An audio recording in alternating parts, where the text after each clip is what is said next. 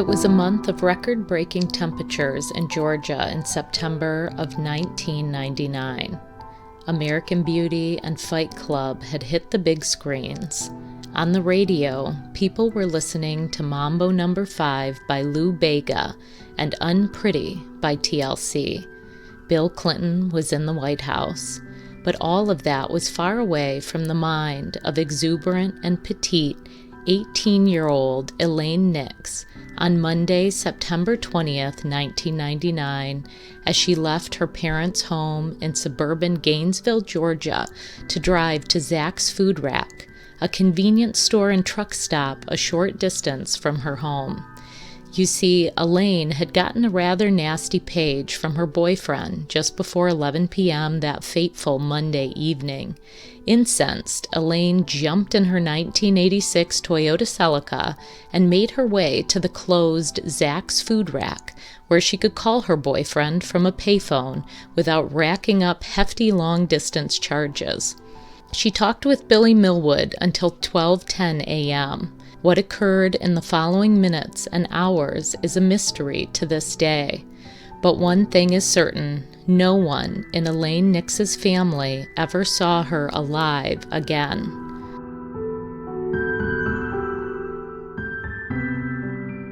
Welcome to Bitter Endings, a true crime podcast. I'm your host, J.R. Erickson.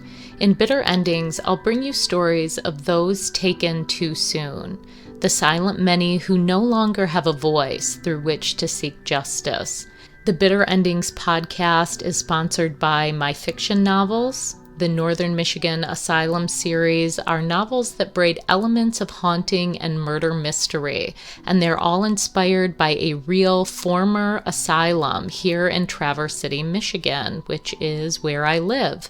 You can find the novels on Amazon.com in audio format if you are an Audible listener, as well as in ebook and paperback.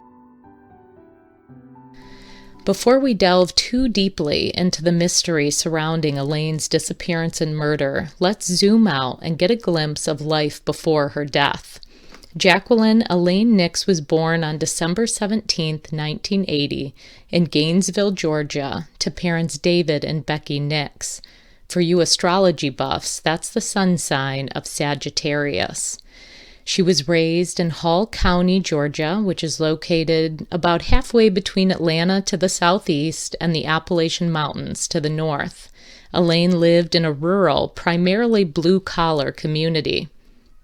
At 18, Elaine was on that transformative and often confusing cusp of teenager turning into young woman. She stood a mere 5 feet 2 inches tall and had a cascade of shoulder-length pale blonde hair and bright blue eyes. Small but fierce, the frog-loving teen weighed just over 100 pounds. Her mother, Becky, called her feisty and a firecracker. One of her best friends, Jennifer Boyd, who continues to advocate for justice for Elaine to this day, said despite Elaine's tiny size, she was dynamite and had a heart of gold.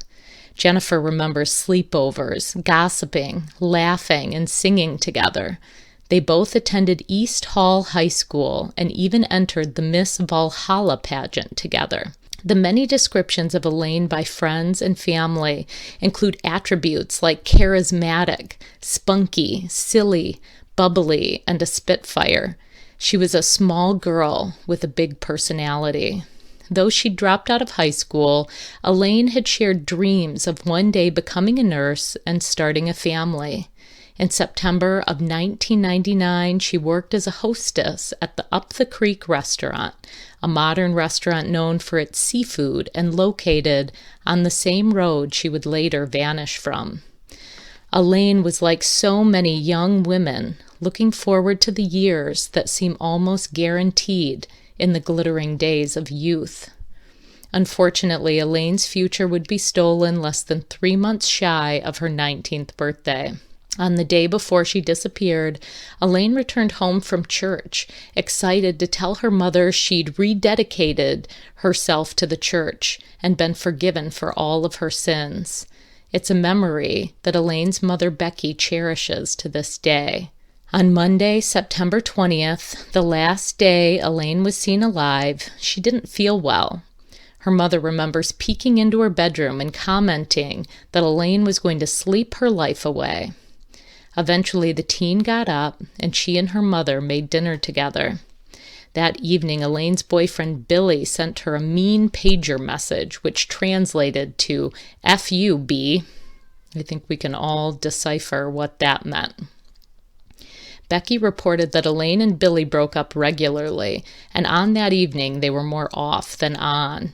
Despite their seemingly broken up status, Elaine, frustrated by the pager message, got dressed in a white t-shirt, khaki pants, and white and blue tennis shoes so she could drive to a payphone and call Billy. It was an activity she did regularly since her boyfriend lived 30 miles away and it only cost her $0.25 to call him from the payphone. On that warm September evening, as she drove her sporty little car along the rural roads that led to the convenience store, death was likely the furthest thing from her thoughts. Instead, her mind was probably consumed by Billy. Young love is often tormented, whether it's the growing pains of shifting from adolescence into young adulthood or the real-life pressures of work, sex, friends, and home life. Few teenage romances are free of passions, whether they be lustful, love-filled, or angry. On the evening of September 20th, it was the latter passion that sent Elaine in her dark blue two-door Celica to the payphone on Candler Road. There's little information about their conversation, but considering they spoke for an hour, it's likely they settled whatever challenge had arisen. Before we move on, let me set the scene of the last place Elaine was known to be alive. Zach's Food Rack was not located in a busy metropolis. It was a convenience store on a lonely stretch of country road.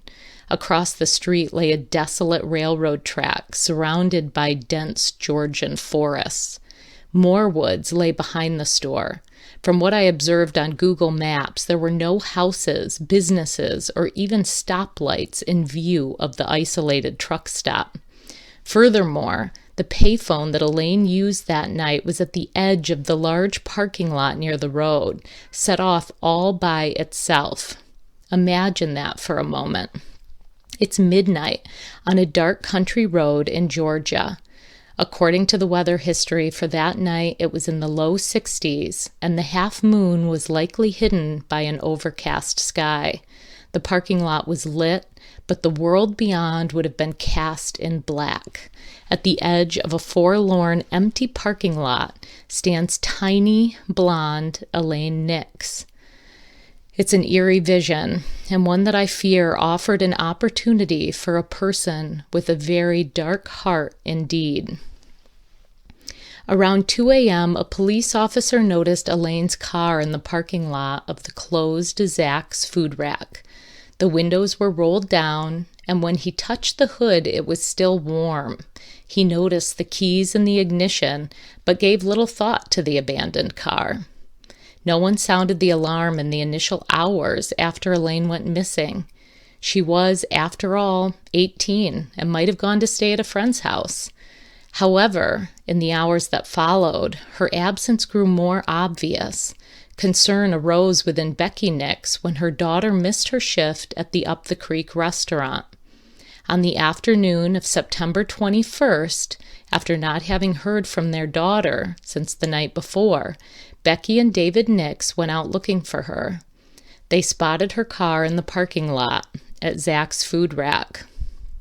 Elaine was nowhere to be found, but her car sat empty at the edge of the lot, and as an officer had noted the night before, Elaine's windows were rolled down.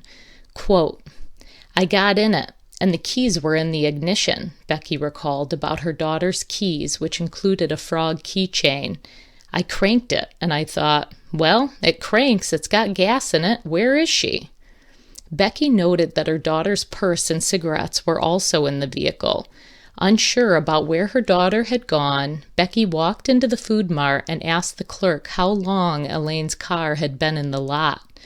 The clerk said Elaine's car had been parked there when she arrived for her shift that morning. Becky decided to drive her daughter's car home. Quote, "I just got in the car, and I don't remember if I left the seat up or not, and I drove home. And my husband, he was following me, and he said by the time I pulled into the driveway, and when I got out of the car, he said I was just white as a ghost.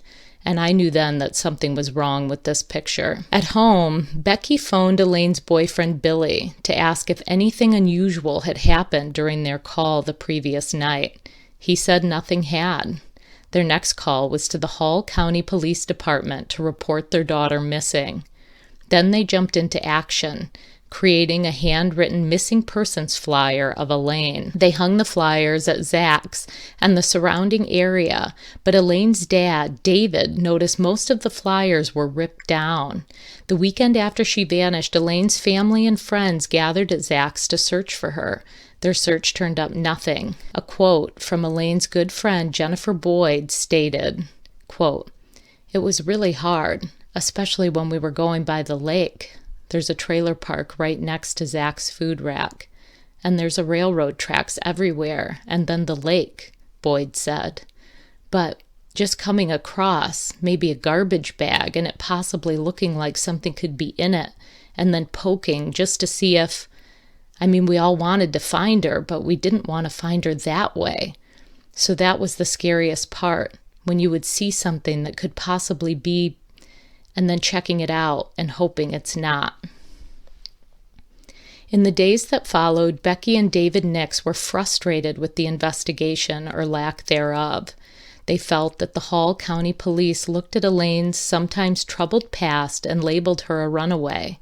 Even Becky said she optimistically clung to Elaine's previous disappearances as hope that she might simply turn up alive and well. Marty Nix, a former lieutenant at the Hall County Sheriff's Office, said a group of investigators started searching for Elaine on September 22nd. They secured tapes from Zach's food rack, interviewed Elaine's friends and family, and even used canines to track her scent. Few leads developed, though footage from the convenience store showed a small, dark pickup entering the parking lot during Elaine's phone call with Billy. It was warm and rainy on Wednesday, September 29th, 1999, when Hall County police detectives knocked on the Nix's door. 9 days after Becky and David had last seen their daughter alive, they were gathered at home with family and a priest. Becky had been praying that Elaine would be found, and she was. However, the detectives delivered the most painful news any parent can hear. Elaine had been found deceased. Her body was discovered 17 miles away from Zach's food rack in a wooded area in an industrial park located at 3131 Verona Avenue in Beaufort, Georgia. It was just off Beaufort Highway in Gwinnett County. She'd been found by an industrial cutting dye employee who followed the smell of decomposition into the densely wooded tree line behind the industrial park. Elaine was nude except for a black beaded necklace and a promise ring from Billy Millwood. Already devastated by the news, Elaine's parents were further horrified to learn that she was in such an advanced state of decomposition after having been 6 to 9 days in the Georgia heat. The coroner was unable to determine a cause of death. Her body was identified through dental records and the remnants of a frog tattoo on her ankle and a butterfly on her low back. The days that followed the discovery of Elaine's body were awful for the Nix family, marked by numbness, at times thinking they saw Elaine everywhere, and simultaneously suspicious that every person might have murdered her. They muddled along without answers and with only those dark, fearful imaginings that the mind seems to produce in such dire moments. Becky and David agreed on one thing for certain: Elaine would not have gone down without a fight.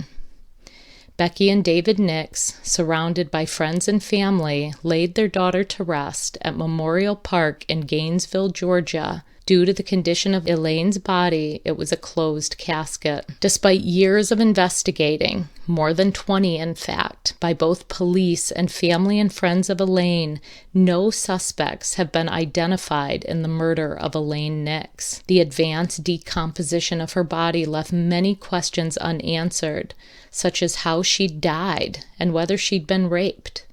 The area where her body was discovered was considered a possible partying spot due to its secluded nature.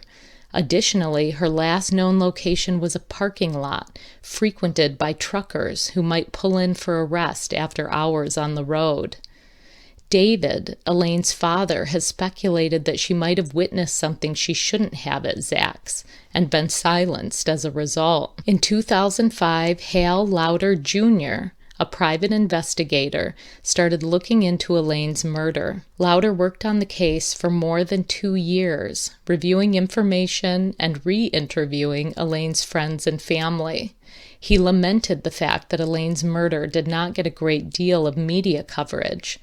Despite little evidence in the case, he believed the location where the 18-year-old's body was found might hold clues to her killer, not literal clues in the forms of forensic evidence, but clues that lay with the people familiar with the area. It was an isolated industrial park, not likely a spot someone would simply stumble upon when trying to dump a body. He believes the person who killed Elaine knew the location well. At one point, letters implicating 3 people in Elaine's death were sent to the wrong recipients, but were intended for Becky Nix and Jennifer Boyd. The person who received the letters turned them over to Hall County Police, who later stated the graphic and disturbing letters did not match up with the facts in the case and were merely a hoax at the family's expense.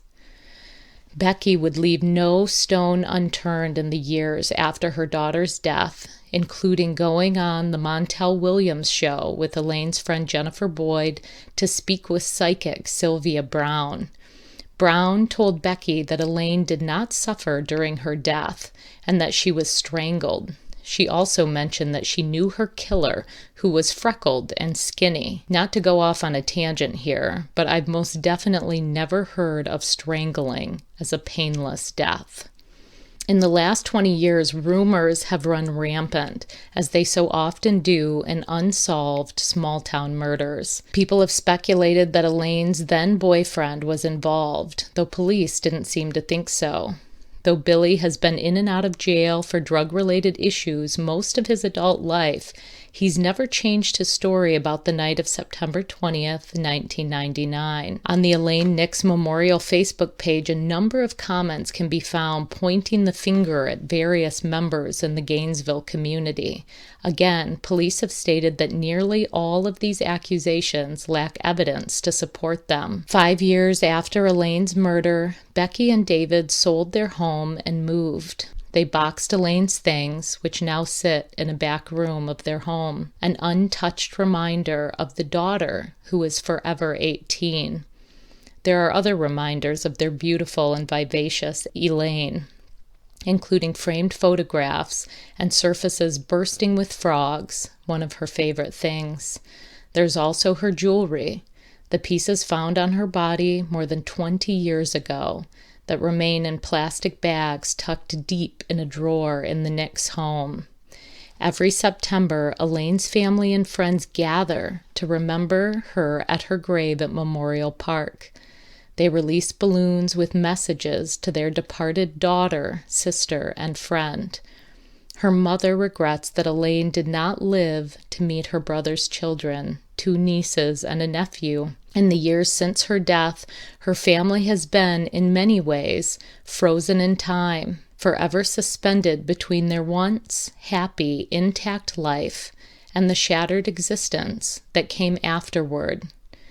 In a tear-filled 2017 interview with 11 Alive journalist Jessica Knoll, Elaine's father David had this to say about the person who murdered his daughter, quote, "I wish they could feel the pain we've been through. I don't want another person to have to go through this, but they need to know how it feels. A person's life, they screwed our whole life up, will never be the same. We're trying to pick up the pieces. It's like you don't believe she's gone. just waiting on her to come home. In the same article, Knoll mentions that Police Sergeant John Richter in Gwinnett County is now investigating Elaine's case. He cites several potential suspects who in the years since the murder have died themselves. He also mentioned that despite no charges, everyone remained a suspect in the murder of Jacqueline Elaine Nix. So where does that leave us now? As I read over this case during the last week, I found myself haunted at night by images of Elaine. When I started writing about her case, I kept writing that she was 15 years old, even though I'd read multiple times that she was 18. If you look at her picture, which you can follow links in the show notes to see her images, she looks so young and innocent. In many of her pictures, she has braces on. She's just this sweet little blonde girl whose life was stolen on this dark wooded highway. So in thinking about her case, Elaine's case also reminded me of a case that I had encountered before. It's not one that I have covered, but it was the case of Angela Hammond, a young woman who was abducted in Clinton, Missouri in 1991.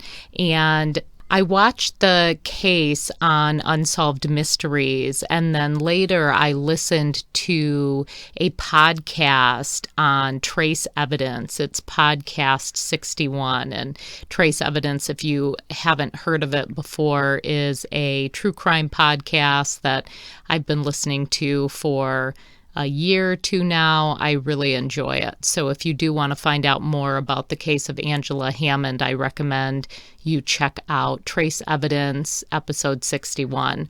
But in any case, Angela Hammond had gone to a payphone to call her fiance. I believe she was 18 or 19 years old. She was pregnant and tired and wanted to let him know that she was going home rather than coming over to his mother's house, where I believe he was spending some time with his brother.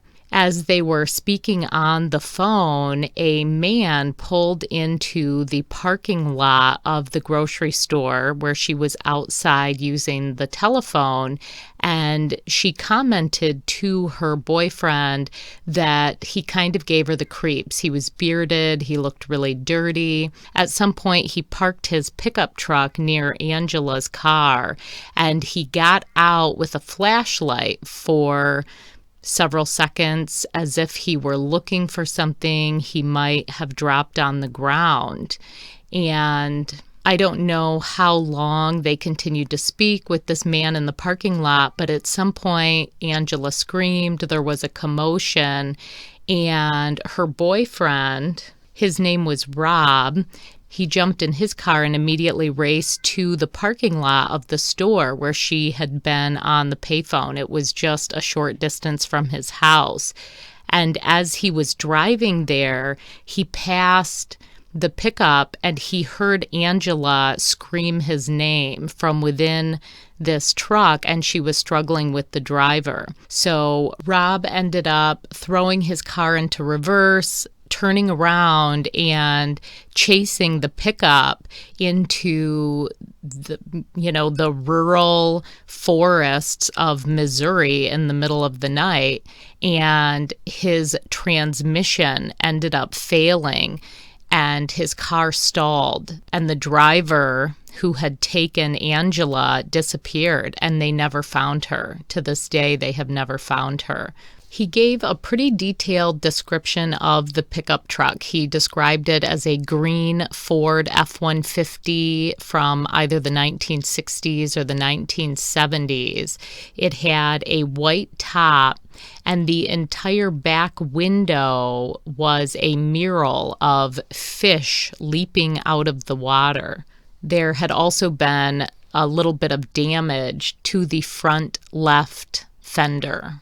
And I mentioned at the start of the podcast that the Bitter Endings podcast is sponsored by my fiction novels. I'm interested in true crime from the perspective of people's motives, and for that same reason that so many of us are interested in it. But I also find inspiration for some of my novels in real cases that have happened. And in my third novel, Ashes Beneath Her, Angela Hammond's case ended up being the backstory for one of my characters. It was fictionalized, but it was the story that inspired me to write a certain character in the novel. As I was researching Elaine's case, I found several more young women abducted from payphones in the middle of the night. And I think, the reality, at least my theory about who probably did this, is an opportunistic man who likely wanted to commit a sexual crime. And he saw a young woman at a payphone late at night, and there was no one around. And there was little likelihood that there would be any witnesses to what he was going to do. And so he went ahead and did it.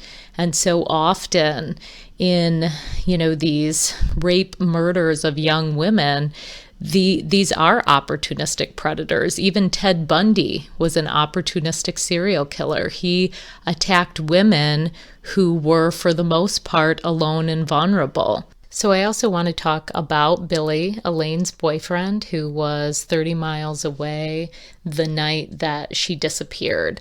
And there has been speculation over the years that Billy was involved. Elaine's mother, Becky, mentioned that each time he gets out of jail for various drug charges, he calls her, and at times she's wondered if he wants to get something off of his chest. And this is one of the thoughts that I had about that. So let's say that night they spoke on the phone and they ended up getting in a fight, and he said, "Just stay there, I'm going to come and get you."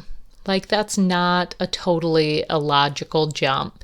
But what is illogical is that she was a smoker. Her cigarettes were in the backseat of her car. Her purse was in her car. If your boyfriend comes to pick you up, especially knowing that in all likelihood you're going to end up going over to his house and spending the night, or at the very least, if you're driving around having a conversation, you're going to take your cigarettes. If you're a regular smoker, you're going to take your cigarettes with you. So, those are just a couple of the things that to me make it pretty unlikely that he had anything to do with her murder. And he also lived with his parents. There was never any evidence of them of them saying that he left it all that night. And there was also the small dark pickup truck. There wasn't, much out there about that pickup truck, but I'm assuming if Billy had a truck that matched that description, they would have focused more on him within the investigation. So, there have been very few leads, and part of the reason I wanted to cover this case is because there was a lack of media attention surrounding Elaine's disappearance, and there is clearly so much pain for her family and having gone 2 decades now without any answers around her disappearance, and even just the reality that the person who did this, who took her life, who destroyed their lives, has potentially been walking free all this time. And they did mention that they were considering exhuming her body because there is newer forensic testing options now. So whether or not that's something that will happen in the future, I will follow the case going forward. And if there are any new developments, I will add them onto the podcast. But that's pretty much it surrounding the case of Jacqueline Elaine Nix. If you have any information regarding the unsolved murder of Jacqueline Elaine Nix, please call the Hall County Sheriff's Office at 770-531-68 877-888-8279. For more information on the case of Elaine Nix, including articles, show notes, and links, visit my website at www.bitterendingspod.com. You can also email me if you would like to suggest future cases, or if you have any comments or questions about the case of Elaine. My email is bitterendingspodcast@gmail.com. This episode of Bitter Endings is sponsored by my fiction novels. The Northern Michigan Asylum series are novels that braid elements of haunting and murder mystery, and they're all inspired by a real former asylum here in Traverse City, Michigan, which is where I live. You can find the novels on Amazon.com in ebook, audio, and paperback. Just search the Northern Michigan Asylum series. Thank you, and I hope you enjoyed today's episode. I just want to take a quick minute to also acknowledge the music played in the Bitter Endings podcast. This song is called Disease Tree by Noya Sakamata. Thanks so much, and have an amazing and a safe day.